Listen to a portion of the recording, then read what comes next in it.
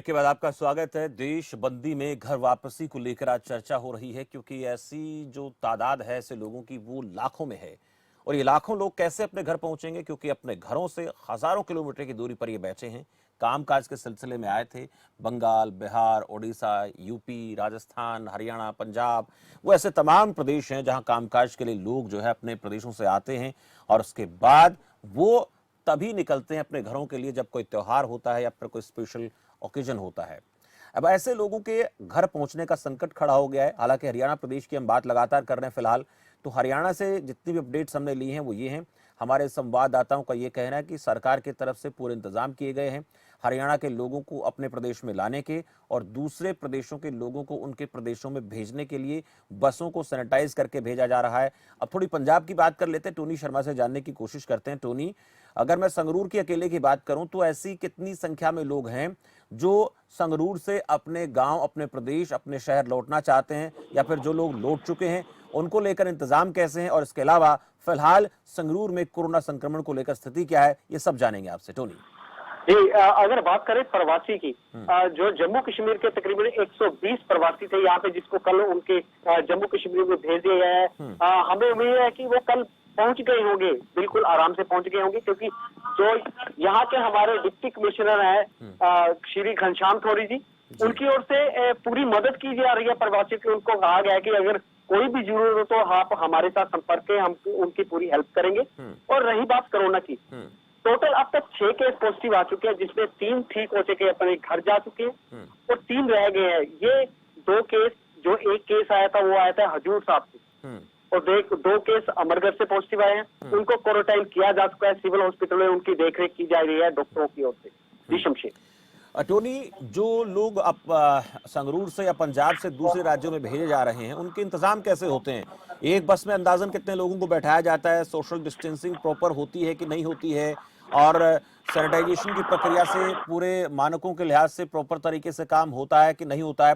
और जो लोग दूसरे राज्यों से पंजाब वापस आ रहे हैं उनके लिए जो क्वारंटाइन की बात है वो कितनी प्रॉपर तरीके से उसका पालन हो पा रहा है?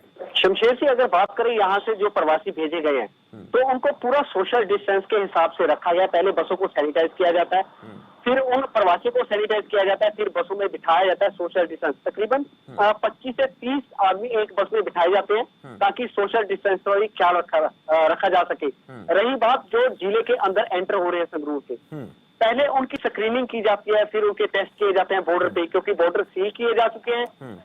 अगर वहीं पे टेस्ट करके अगर कोई शक्की पाया जाता है, कोई किसी का टेस्ट पॉजिटिव आता है, तो सीधा उनको क्वारंटीन किया जाता है। अगर बिल्कुल सही पाया जाता है तो उसको वापस घर भेजा जाता है। वैसे ज्यादातर ऐसा किया जा रहा है कि जो भी शक्की पाया जा रहा है उनको पहले क्वारंटाइन किया जा रहा है, घर कम ही भेजे जा रहे हैं जो संगरूर में एंटर हो रहे हैं। जी शमशेर। अच्छा, जो आपने कहा कि जम्मू कश्मीर में लगभग 100 से ज्यादा लोगों को भेजा है, इसके अलावा ऐसे भी बहुत से लोग होंगे जो बिहार से हैं, बंगाल से हैं, उड़ीसा से यहाँ पर काम करने के लिए आए हुए हैं। उनको लेकर कैसे इंतजाम है? क्या उनको भी यहाँ से भेजने की तैयारी है वो लोग? क्योंकि बहुत से लोग ऐसे जो जाना चाहते हैं, तो ऐसे भी संख्या काफी ज्यादा होगी यहाँ पर। शमशेर जी, वैसे सिर्फ ये जो जम्मू कश्मीर की बात मैंने आपको बताई, सिर्फ वही सामने आया था। अभी और कोई मान लो बिहार का, कोई और दूसरे स्टेट का अभी कोई सामने नहीं आया। अभी हमने अपने घर वापस जाना है। जैसे ही सामने आएगा तो प्रशासन से हमको पता लग जाएगा, क्योंकि अगर प्रशासन उसकी बात नहीं सुनता है तो सीधा मीडिया के पास आते हैं और मीडिया प्रशासन से कहता है कि इनको घर भेजा जाए, लेकिन ऐसी कोई स्थिति अभी सामने बिल्कुल नहीं आई। आपने बहुत सही कहा टोनी कि ऐसे लोग जो हैं जिनकी दिक्कत है, उन दिक्कतों को अगर प्रशासन नहीं सुनता है तो आप लोग एक मीडिएटर के तौर पर भूमिका निभाएं, और ऐसे जो लोग हैं जिनको घर जाना है और किसी भी प्रकार से उनके पास या रहने के, ना खाने पीने के सही से इंतजाम है, उन लोगों की जितनी मदद की जाए आप लोग जरूर करें, और उसको सुलझाने की, इस मुद्दे को, लोगों को घर पहुंचाने में अपना सहयोग जितना हो सकता है आप करते रहिए। शुक्रिया टोनी। अब हम चलते हैं अंजनी पांडे के पास, बिहार से हमारे ब्यूरो हेड हैं। अंजनी पांडे से हम ये समझेंगे कि बिहार की जब बात आती है तो एक दिमाग में छवि अपने आप उभरती है कि वो हजारों लाखों लोग जो बिहार से काम करने के लिए दिल्ली में भी आते हैं, दिल्ली के अलावा दिल्ली के आसपास के प्रदेशों में भी काम करते हैं, महाराष्ट्र भी जाते हैं, इसके अलावा साउथ में भी बहुत से ऐसे राज्य हैं जहां पर वो लोग काम करने जाते हैं। तो ऐसी में जो संख्या है वो लाखों में है, और इन लाखों की संख्या के लोगों को अपने प्रदेश में लाने के लिए बिहार सरकार की तरफ से कैसे इंतजाम किए गए ये भी उनसे समझेंगे। और जो स्पेशल ट्रेन चलाने की बात वहां के उप मुख्यमंत्री कर रहे हैं वो ऐसा क्यों कह रहे हैं, अंजनी। इस तरह से देखिए, बात यह है कि बिहार से जो मजदूर बाहर है वो लगभग 25 लाख से ऊपर 27 लाख मजदूर जो है वो सिर्फ बाहर में है। अब तक जो रजिस्ट्रेशन हुआ उसके हिसाब से सरकार का मानना है सिर्फ दिल्ली से ही 5 लाख लोगों ने रजिस्ट्रेशन कराया है। और महाराष्ट्र की बात करें तो 1,68,000 मजदूर जो है वो रजिस्ट्रेशन करा चुके हैं। तो करीब 25 से 30 लाख लोगों को बिहार लाना ये सरकार के लिए एक बहुत बड़ी समस्या की बात है। और खास करके व्यवहारिक दिक्कतें भी इसमें जो है वो काफी है। उप मुख्यमंत्री का मानना है, कहना है कि यदि बसों से लाया जाता है तो सुदूर इलाके हैं, उन सुदूर इलाकों में से लाने में महीनों लग जाएंगे। और यदि बस के जरिए लाया जाता है तो लाखों लोगों को लाने में जो है वो काफी परेशानी हो सकती है और काफी समय भी लग सकता है।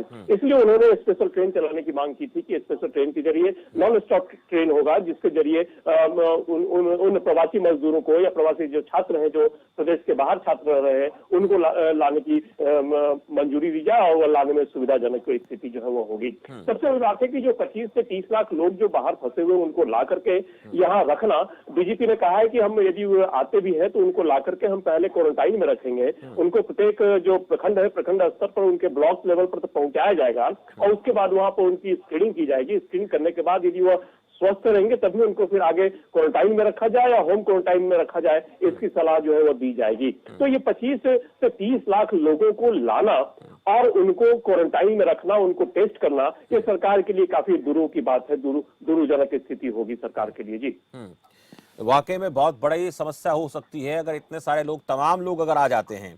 लेकिन ये तो जरूरी नहीं कि जितने भी लोग हैं वो आना चाहें। बहुत से ऐसे लोग भी होंगे जो अपना कामकाज वहां पर उन्होंने अपना जमा लिया है और कुछ समय के लिए 4, 5 से 6 महीने तक आप आसानी से निकाल सकते हैं। लेकिन अगर इनमें से आधे लोग भी आते हैं बिहार में, हम मान लेते हैं कि 12-15 लोग आना चाहते हैं और वाकई में इतने लोग तो होंगे जो आना चाहते हैं, तो ऐसे लोगों के लिए बसों के इंतजाम कर पाना क्या बिहार सरकार के लिए संभव है? क्योंकि जितना भी बातें सुनने में आती कि जो रोडवेज की हालत है वो बहुत बेहतर, बहुत दुरुस्त नहीं कह सकते, वो किसी भी राज्य की बात कर लें, जो सरकारी बसों की बात करें, और वो बसें करीब करीब 2 से 3 दिन का सफर अगर तय करती हैं तो फिर बसों में भी दिक्कत हो सकती है, रास्ते में यात्री फंस सकते हैं। ये एक बड़ी वजह है जिसके चलते स्पेशल ट्रेन चलाने की मांग की जा रही है।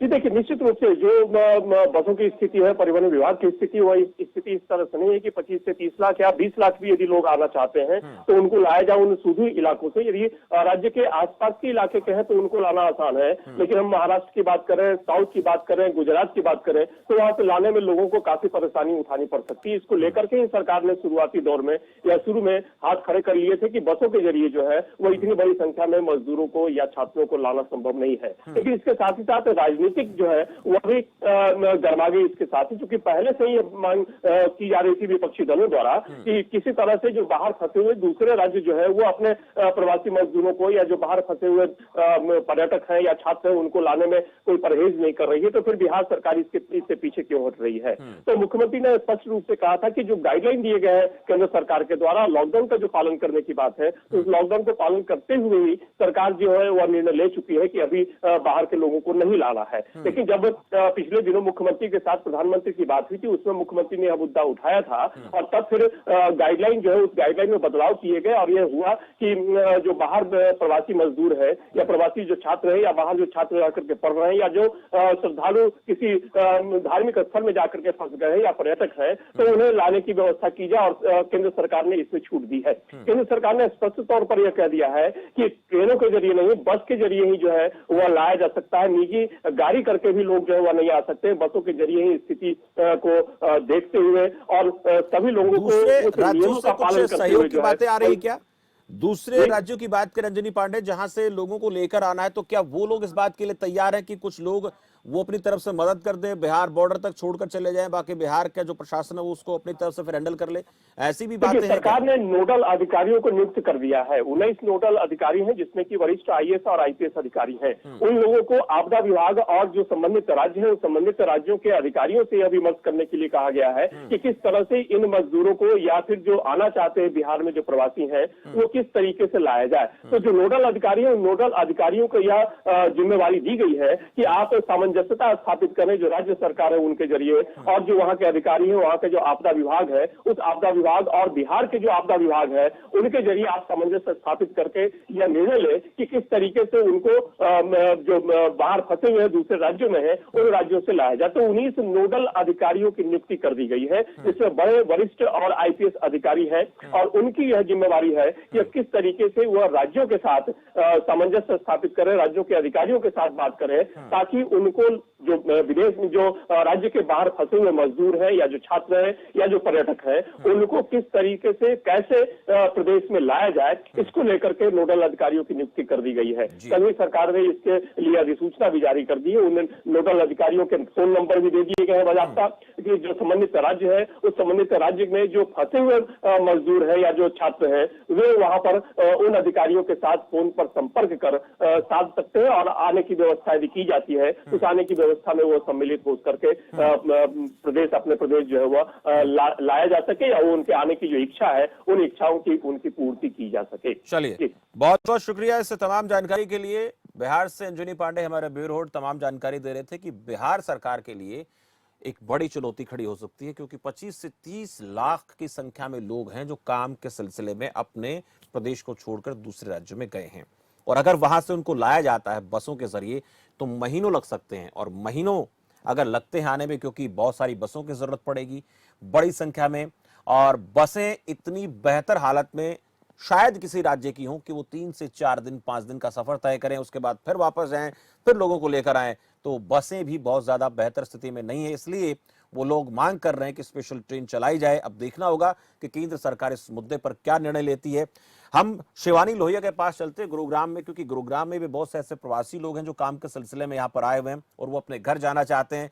लॉकडाउन में हमने देखा बहुत से लोग जो यहाँ से निकले, और बीच रास्ते में ऐसी भी खबरें अभी तक सामने आ रही हैं कि जो लोग कई कई दिन के लिए पैदल चल रहे हैं तो उनके रास्ते में मौत की खबरें भी आ रही हैं। तो ऐसे भी दर्जन लोग हैं जिनकी मौत की बात सामने आई है। लेकिन शिवानी से पूछेंगे गुरुग्राम प्रशासन ऐसे लोगों के लिए क्या कदम उठा रहा है, और जो लोग दूसरे राज्यों में फंसे हुए हैं उनको लाने के लिए क्या कोशिशें हो रही है। शिवानी।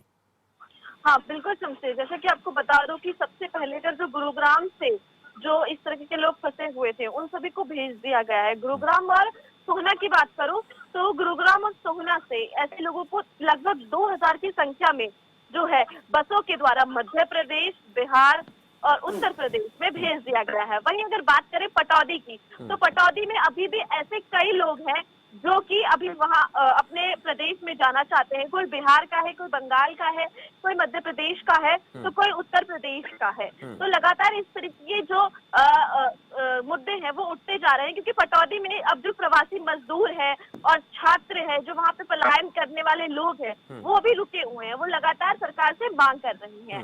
और अगर बात करें जो हरियाणा के लोग बाहर जाकर काम कर रहे हैं और वो अपने प्रदेश में आना चाहते हैं, ऐसे लोगों के लिए फिलहाल जो है बस की सुविधा ही अभी चल रही है। लेकिन हाँ, लगातार यहाँ से भी और जो प्रदेश से बाहर जा रखे हैं उन लोगों की भी यही मांग है कि कोई और जो जरिया है वो बनाया जाए, या तो ट्रेन, स्पेशल ट्रेन बनाई जाए, या फिर बाय रोड वो अपने पर्सनल व्हीकल से भी, कई लोग ऐसे हैं जो अपने पर्सनल व्हीकल से भी वापस आना चाहते हैं। और गुरुग्राम के अंदर भी कई ऐसे लोग हैं जो अपने पर्सनल व्हीकल से ही जाना चाहते हैं। लगातार जो है प्रशासन उसके ऊपर अब सोच रहा है, लेकिन फिलहाल सिर्फ प्रशासन ने आज जो ताजा जो फैसला लिया है शमशेर, वो ये है कि कल तक जो है गुरुग्राम जो है वो सील नहीं था। लेकिन अगर आज गुरुग्राम के बॉर्डरों की बात करूं तो आज गुरुग्राम के सभी बॉर्डर जो है वो सील कर दिए गए हैं। दिल्ली गुड़गांव बॉर्डर भी आज सील कर दिया गया है। और अभी फिलहाल हम यहाँ पर एक बॉर्डर पर खड़े हैं जहाँ पर आप देख सकते हैं कि किस तरीके से पुलिस मुस्तैद है, और पुलिस यहाँ पर किसी भी व्यक्ति को यहाँ से जाने नहीं दे रही है।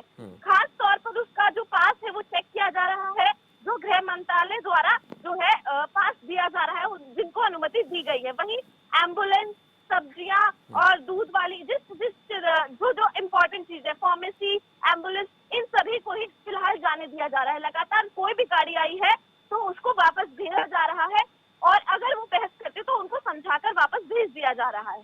चलिए, बहुत बहुत शुक्रिया शिवानी गुरुग्राम से हमें अपडेट देने के लिए। तो गुरुग्राम प्रशासन की तरफ से पहल की जा रही है, और अपने प्रदेश के लोगों को, अपने शहर के लोगों को लाने के लिए प्रशासन पूरी तरह से मुस्तैदी से काम कर रहा है। लेकिन मांग अभी भी ये उठ रही है कि जो लोग हैं इतनी ज्यादा तादाद में हैं, उनके लिए बस का विकल्प अकेला जो है वो सफिशिएंट नजर नहीं आता। विकल्प के चलते बहुत से लोग ऐसे हैं जो बसों में अगर आते हैं तो उनको कई दिन लग सकते हैं, अपनी पर्सनल गाड़ियां लेकर आना चाहते हैं या फिर ट्रेन चलाने की बात हो रही है। अब देखना होगा कि सरकार इसको लेकर क्या कदम उठाती है। अब हम थोड़ा सा जयपुर का भी हालचाल जान लेते हैं। संदीप अग्रवाल हैं जयपुर से हमारे संवाददाता। संदीप अग्रवाल, मुद्दा आज ये है कि प्रवासी लोगों को किस प्रकार से राजस्थान से उनके क्षेत्रों में भेजा जा रहा है और वहां से लाने के लिए किस प्रकार के इंतजाम जो है वो राजस्थान सरकार कर रही है, और क्या स्पेशल ट्रेन चलाने को लेकर राजस्थान सरकार की तरफ से मांग लगातार की जा रही है? देखिए संसद, जिस प्रकार से प्रवासी मजदूर श्रमिक जो हैं लगातार फंसे हुए हैं लॉकडाउन के चलते, और मुख्यमंत्री अशोक गहलोत ने बसों चलाने की मांग की थी, ट्रेनों चलाने की मांग की, लेकिन उनका साफ साफ कहना है कि जिस प्रकार से बसों में जो 70% जो प्रवासी श्रमिक हैं जो बाहर रह रहे हैं राजस्थानी है, वो 70% है। आने वालों की संख्या ज्यादा है, जाने वालों की संख्या कम है।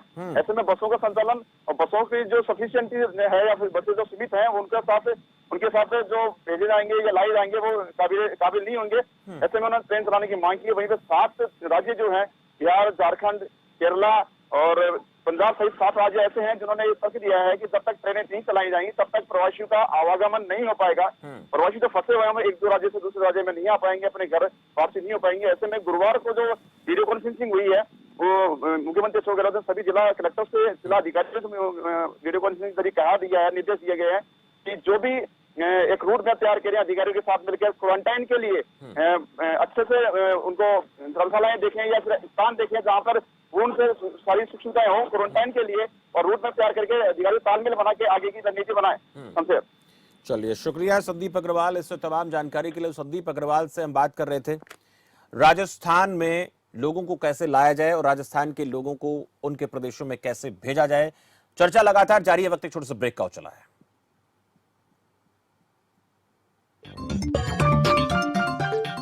आप देख रहे हैं खबर फास्ट, तेज खबर पैनी नजर।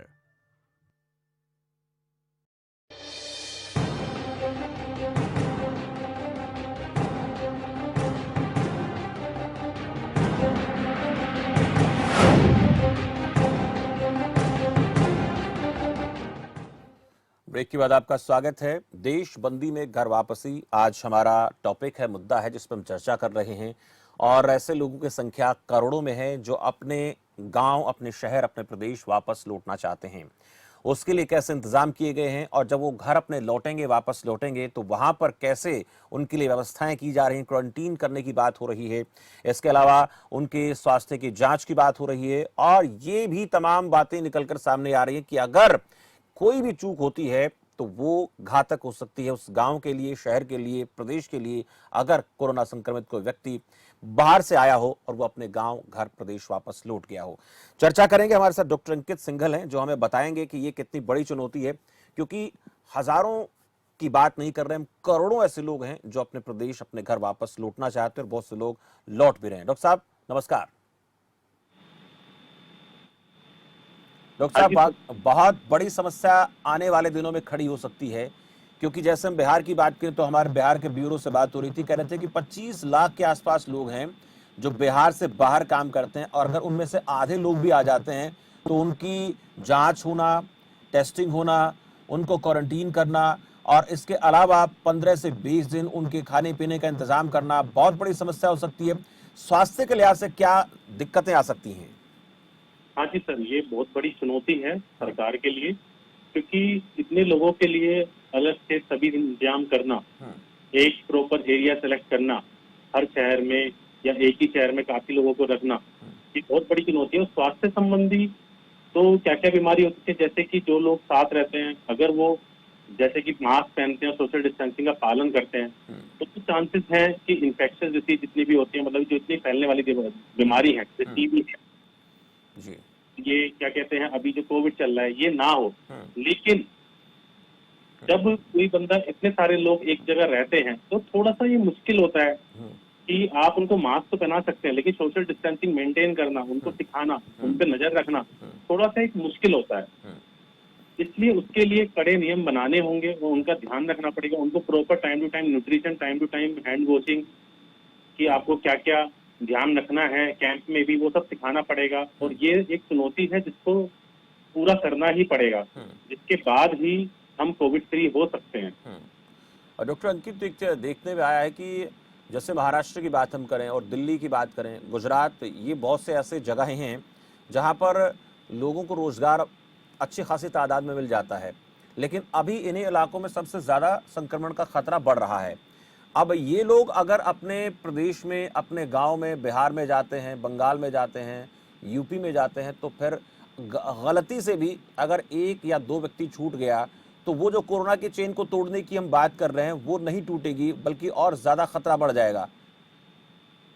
हाँ जी सर, अगर कोई भी बंदा छूट जाता है और किसी को भी जिससे भी कोरोना के जो भी साइन सिम्टम होते हैं वो है और उसकी टेस्टिंग नहीं होती है, तो ये आगे केसेस बढ़ेंगे। जैसा कि अभी पंजाब में आप देखिए, काफी लोग बाहर से आए थे तीर्थ यात्रा करके, तो उसमें से काफी लोग पॉजिटिव आए हैं, बट उन्होंने उन सभी को वहीं पर क्वारंटाइन करके पहले उनकी स्क्रीनिंग की, फिर टेस्टिंग की और उसके बाद उन सबको फिर से क्वारंटाइन में ही रखा।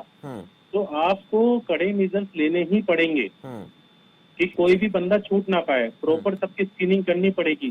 जो कोविड के सारे MOH हमारी ministry of health and family welfare ने जो गाइडलाइन दी है उसके अकॉर्डिंग सबकी स्क्रीनिंग करनी ही करनी है और टेस्टिंग भी करनी ही पड़ेगी। अगर उनमें से किसी को भी आपको लगता है कि वो उसमें medium to high risk case में फिट बैठता है या फिर वो सस्पेक्टेड केस है और उसको क्वारंटाइन और आइसोलेशन की फैसिलिटी बनानी ही पड़ेगी जी। और ऐसा संभव नहीं हो सकता कि 25 से 30 लाख लोग, करोड़ों लोगों की बात हम कर रहे हैं, क्योंकि केवल अकेले बिहार की बात ना करें, यूपी की बात करें, बड़े जो राज्य हैं जहां पर जनसंख्या भी अच्छी खासी है और इस बड़ी संख्या को क्वारंटीन करना भी एक बड़ा काम है। इसके अलावा इन लोगों का क्वारंटीन होता है तो खाने पीने का इंतजाम करना भी एक बहुत बड़ी समस्या है, जो हर राज्य के बस की बात नहीं हो सकती है। ये मैं जानूंगा। पूर्व IPS से राजेश कुमार राव हमारे साथ इस वक्त जुड़ चुके हैं। राजेश जी नमस्कार। राजेश जी, मेरी आवाज सुन रहे हैं आप? आपकी आवाज सुन रहा हूं मैं। जी राजेश जी, मैं ये जानना चाह रहा था आपसे कि जो इतनी बड़ी तादाद में लोग हैं जो एक स्थान से दूसरे स्थान पर इस वक्त जा रहे हैं, तो उनको मैनेज करना बहुत बड़ी समस्या है और ऐसे लोगों की संख्या लाखों में है। इतनी बड़ी संख्या में लोग अगर अपने प्रदेश को लौटेंगे या लौटने को लेकर जो इस वक्त केंद्र सरकार ने कह दिया कि आप बसों के जरिए भेजिए, तो कितना आसान है, कितना मुश्किल है? नहीं, ये काम जो है मैं समझता हूँ कि शमशेर जी थोड़ा सा विलम्ब हो गया। अगर ये करना ही था तो इसको थोड़ा सा और पहले करना चाहिए था जी। जब जो कोरोना का फैलाव है वो जब थोड़ा सा कम स्टेज में था, जब लगभग प्रथम चरण में था या मतलब प्रथम चरण से थोड़ा आगे था, जब हमारे टोटल जो कोरोना की जो संख्या थी वो लगभग 1000 थी, 1500 थी। बिल्कुल। उस समय अगर इस काम को किया गया होता तो मैं समझता हूँ कि लोग और आसानी से शिफ्ट हो गए होते। अब जब एक तरफ हम ये बात कर रहे हैं कि 3 मई को लॉकडाउन उठेगा नहीं, कुछ लोगों ने 17 मई तक कर दिया, फिर भी उम्मीद की जा रही है कि मई के एंड तक या जून के फर्स्ट वीक तक या जून के मिड तक शायद जो कोरोना है वो उस पर जो लॉकडाउन है ये खत्म हो, चीजें नॉर्मल होना शुरू हो। और इस स्टेज पर आकर के पहले तो देखिए, पहले तो सब लोगों ने यही तय किया गवर्नमेंट ने कि जो प्रवासी मजदूर जिस जगह पे हैं वहां पर उनके खाने पीने का जो ख्याल है, उनकी जो व्यवस्था है वो वहां की सरकारें लें और सरकारें उनकी व्यवस्था करें। और उनको रोजगार नहीं मिल रहा है तब भी उनको कम से कम जिस तरह से तमाम संस्थान हैं, तमाम संस्थाएं हैं, NGOs हैं, प्राइवेट चैरिटीज हैं, सब लोग मिलकर जिस तरह से लोगों के खाने पीने का ख्याल रख रहे हैं, ख्याल उनका रखें। अब अगर ये 1.5 महीने तक रखा जा सकता था तो मैं समझता हूँ इतने रिस्क लेकर के उसको 15-20 दिन, महीना भर और रखा जा सकता था। ये तो हो गया एक व्यवहारिक पक्ष, लेकिन एक दूसरा पक्ष है इमोशनल पक्ष कि वो जो लोग वहां पे रह रहे हैं उनको 100% उनको सुविधा मिल पाए, ये संभव नहीं हो पा रहा है। लोगों को कभी कभार राशन मिल गया 5 दिन के लिए और फिर पता लगा कि 15 दिन के लिए उनके पास कुछ नहीं है, कोई व्यवस्था नहीं है। तो ऐसी कंडीशन में जब ये बातें सरकार के सामने आई है तो सरकार ये कोशिश कर रही है कि लोगों को ज्यादा से ज्यादा उनके घरों तक पहुंचा दिया जाए। तो थोड़ा सा विलम्ब से जरूर है लेकिन एक अच्छा निर्णय है। लेकिन अभी भी हम कह सकते हैं कि निर्णय बेहतर है, और क्योंकि जब शुरू में से मामले सामने आए तो ये लग रहा था कि अब 700-800 हजार के आसपास हम निपट लेंगे, लेकिन अब सबको पता लग गया कि इसका नहीं पता कि ये 2 महीने, 4 महीने, 5 महीने, साल, 1.5 साल, इसको लेकर जब तक वैक्सीनेशन की प्रॉपर व्यवस्था नहीं होगी तो संभव नहीं हो पाएगा। तो अभी भी अगर इस कदम को उठा लिया जाए और बहुत जल्द उठा लिया जाए, जो राज्यों की डिमांड है कि स्पेशल ट्रेन चला दी जाए हमारे, क्योंकि बहुत से राज्य ऐसे जिनकी बसों की हालत इतनी बेहतर नहीं है, जितनी की कुछ और राज्यों की है। और बिहार, बंगाल की बात करें तो यहाँ से लाखों लोग हैं, करोड़ों लोग हैं जो दूसरे राज्यों में जाकर काम करते हैं, तो स्पेशल ट्रेन चला देना अच्छा विकल्प हो सकता है इन लोगों के लिए। और देखिए ट्रेन में समस्या है, आप अगर अगर जो है वो बिहार से पंजाब या बिहार से हावड़ा या जो लंबी लंबी ट्रेन है, बम्बई जाने वाली जो ट्रेन है, उन ट्रेन को अगर आप नॉर्मल जब चलती है तब अगर आप देखिए तो लोगों को रिजर्वेशन नहीं मिलता है, और जो सेकंड क्लास के डिब्बे होते हैं वो बिल्कुल ठसाठस भरे रहते हैं। 70 की कैपेसिटी वाले में 150-200 लोग बैठे रहते हैं, और बाथरूम तक में लोग घुसे रहते हैं, गैलरीज में बैठे रहते हैं। मतलब अगर ऐसी स्थिति होनी है तो उससे अच्छा तो जहाँ है वहां पे है। इसको बहुत मैनेज करना पड़ेगा, बहुत अच्छी तरीके से मैनेज अगर कर सकते हैं कि रेलवे स्टेशन पे उतने ही लोगों को लाया जाए। अगर ट्रेन में 5000 की कैपेसिटी है तो 4500 ही लाया जाए, जिससे वो जो डिस्टेंसिंग है उसको, फिजिकल डिस्टेंस को मेंटेन किया जा सके। अब अगर वहां पर भीड़ इकट्ठा हो गई और हर व्यक्ति ने सोचा कि हम पहली ही ट्रेन से चले जाएं, तो फिर हर चीज का, जिसे कहते हैं, जो जितने भी ये फिजिकल डिस्टेंसिंग और जो भी कोविड के जो क्या कहते हैं जो रूल्स एंड फार्मूलाज हैं, उसकी धज्जियां उड़ जाएंगी। तो कराना है तो ठीक, अच्छी बात है, करना चाहिए, लेकिन इसको बहुत समझदारी से करना पड़ेगा, बहुत समझदारी से और बहुत प्रशासनिक सूझबूझ से वहां से, उस जगह से जहाँ से ये ओरिजिनेट हो रहे हैं, जहाँ जाएंगे उनके लिए तो समस्या वहां पे होगी, लेकिन जहाँ से चल रहे हैं वहां से उनको हम एक तरीके से बिल्कुल बीमारी के मुंह में, परेशानी के मुंह में उनको हम झोंक रहे हैं कि क्यों ये इरादा हुआ, इनको भेज दो। बिल्कुल, ऐसे लोगों को लाना ले जाना, ये प्रशासनिक जो तंत्र है उसके लिए चुनौती हो जाएगी। अमितेश के पास मैं चलूंगा, उसके बाद डॉक्टर साहब आपके पास आऊंगा। अमितेश, जो आज बात हम कर रहे हैं वाकई में बहुत बड़ी समस्या है कि सभी लोग जो जाना चाहते हैं अपने अपने घरों में, अपने अपने गाँव में, उनको वहां पर पहुंचा देना, लाखों की तादाद में लोग हैं, वहां पहुंचने के बाद कैसी समस्याएं सामने आएंगी ये भी हम समझते हैं। और जब वो चलेंगे बस में बैठ करके और इस दौरान हजारों किलोमीटर का सफर तय करेंगे तब भी कई दिक्कतें आएंगी। आपका क्या मानना है, कितना बड़ा ये काम है और इस काम से निपटने के लिए कोई भी सरकार आपको लगता है कि पूरी तरह से परफेक्ट है? देखिए शमशेर, सरकारों के आगे चुनौती बहुत है। राजेश कुमार राय साहब सीनियर IPS अधिकारी रहे हैं और बहुत सूझबूझ से उन्होंने अपने वक्त में काम लिया तमाम। तो जो दिक्कतें बता रहे हैं वो व्यवहारिक दिक्कतें हैं। हालांकि उत्तर प्रदेश के मुख्यमंत्री योगी आदित्यनाथ ने आज ट्वीट किया है और ट्वीट करके ये रिक्वेस्ट की है, लोगों से निवेदन किया है कि जो जहां पर है वहीं पे सुरक्षित रहे। आपके धैर्य की ये परीक्षा है, निश्चित रूप से हम कोरोना से जंग जीतेंगे। एक मानवीय रूप से अपील आप कह सकते हैं वो उत्तर प्रदेश के मुख्यमंत्री योगी आदित्यनाथ ने ट्वीट के जरिए किया है। लेकिन अगर आप ग्राउंड जीरो पर देखिए शमशेर, तो एक दिक्कत आ रही है। अभी जितने भी लोग बाहर से आ रहे हैं, खासतौर पे मुंबई, हैदराबाद, तमाम जगहों से लोग उत्तर प्रदेश, बिहार, अलग अलग जगहों पे जा रहे हैं। लेकिन अगर हम कुछ जगहों की आपको तस्वीर दिखाएं, जैसे अगर हम देवरिया की तस्वीर दिखाएं तो देवरिया में पूरी तरह से कोरोना मुक्त देवरिया जिला था।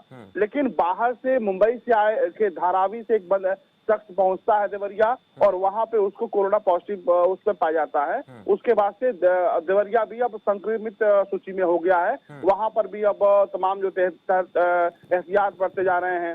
गोरखपुर की बात करें तो गोरखपुर के भी जगह में इस तरह के मरीज की जो तादाद है वो बढ़ी है और अब वहां पर भी संख्या बढ़ने लगी है। संत कबीर नगर में आपने कुछ दिन पहले हमारी जब आपकी चर्चा हो रही थी तो आपने देखा कि 19 लोगों में, एक ही परिवार के जो तमाम लोग हैं उनमें 19 लोगों में कोरोना पॉजिटिव पाया गया है, वो भी बाहर से आए थे। तो जो बाहर से आ रहे हैं, बिल्कुल ठीक कहा राजेश कुमार राय साहब ने, उन पर बहुत सख्त नजर रखने की जरूरत है। जरूर है कि व्यवहारिक रूप से उनके सामने दिक्कतें हैं। हमारे पास भी तमाम वीडियो मैसेजेस आते रहते हैं, चाहे वो हैदराबाद से हो, मुंबई से हो, हरियाणा से हो, तमाम जगहों से लोग अपील कर रहे हैं कि वो अपने घर जाना चाहते हैं।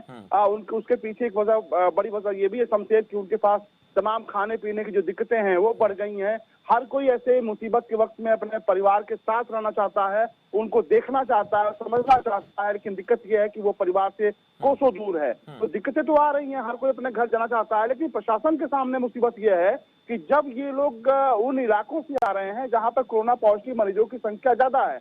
मुंबई से अभी सुबह हमारे पास एक कॉल आया, वाराणसी के रहने वाले एक युवा गायक हैं, उनका फोन आया, उनका एक वीडियो मैसेज आया जिसमें वो भावुक होकर गुहार लगा रहे थे उत्तर प्रदेश के मुख्यमंत्री योगी आदित्यनाथ से और कह रहे थे कि यहाँ पर जो शौचालय है वहां पर लंबी लाइन लगती है और उस शौचालय में पता नहीं कि कौन कोरोना पॉजिटिव मरीज के संपर्क में आया व्यक्ति तो नहीं है। ऐसे में दिक्कतें हैं और ये पूरा अंदेशा है कि बड़ी संख्या में लोग यहाँ पे कोरोना पॉजिटिव मरीज हो सकते हैं। उसके अलावा दूसरी बात उन्होंने कही कि हमारे सामने भुखमरी के हालात हैं, चूंकि हम मध्यम वर्गीय परिवार से हैं, ऐसे में हम किसी के जो कोई हमको मदद भी नहीं कर रहा है और जो कुछ भी हमारे पास था वो सब कुछ खत्म हो गया है। तो वीडियो मैसेज के जरिए उन्होंने मुख्यमंत्री योगी आदित्यनाथ से गुहार लगाई है और हिमांशु नाम है उस गायक का, वाराणसी का रहने वाला है। तो ऐसे तमाम लोग हैं हैदराबाद से हमारे पास। बिल्कुल ऐसे लोगों की संख्या बहुत ज्यादा। नीतीश, बिल्कुल आप सही कह रहे हैं, ऐसे लोगों की संख्या बहुत ज्यादा और ये लोग जो है अपने प्रदेश, अपने घर लौटना चाहते हैं। हालत चाहे कितना भी नाजुक क्यों ना हो, लेकिन इन लोगों का अपने घर पहुंचना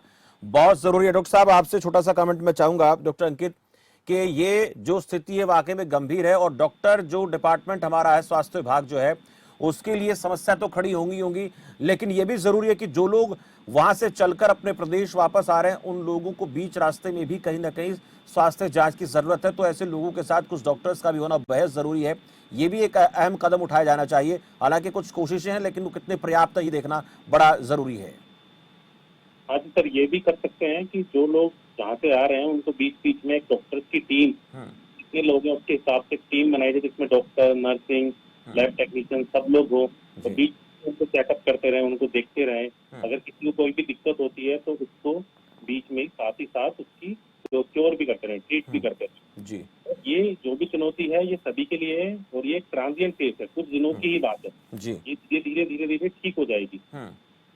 चलिए, रोकूंगा आपको। डॉक्टर साहब, बहुत बहुत शुक्रिया, हमारे साथ आपने बातचीत की। डॉक्टर अंकित सिंघल से हम बात कर रहे थे। आईपीएस राजेश कुमार राव जी, आपका भी बहुत बहुत धन्यवाद। और नीतीश हमारे साथ जुड़े, आपका भी बहुत बहुत शुक्रिया। आज का मुद्दा और खास मुद्दा ये कि सब लोग जो अपने राज्य को छोड़कर दूसरे स्टेट में काम करने के लिए गए हुए हैं, वो ज्यादातर लोग अपने घर लौटना चाहते हैं, क्योंकि उनको इस बात का अंदेशा हो चुका है और सरकार भी, केंद्र सरकार भी, राज्य सरकारें भी समझ चुकी हैं कि ये कोविड-19 का असर जो है वो आने वाले काफी समय तक रह सकता है। और ऐसे कड़ी में कामकाज को लेकर जो लोग अपने घरों से निकले थे उन्हें ये भी आभास हो चुका है कि बहुत ज्यादा काम नहीं मिलेगा।